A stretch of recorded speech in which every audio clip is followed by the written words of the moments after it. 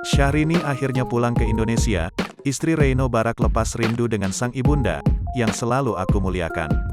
Penyanyi Syahrini saat ini berada di Indonesia untuk melepas kerinduan bersama keluarga. Momen kebersamaan Syahrini diunggah dalam Instagram pribadi miliknya.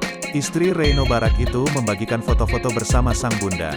Dalam keterangannya, Syahrini mengaku senang bisa melepas rindu bareng sang ibu.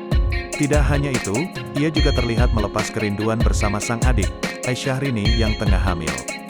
Dalam kesempatan yang berbeda Syahrini juga bertemu sahabat-sahabatnya yang berada di Indonesia. Momen tersebut dibagikan pelantun lagu Sesuatu Itu di Instagram cerita miliknya. Diketahui, Syahrini usai menikah dengan pengusaha Reino Barak lebih banyak menetap di Jepang.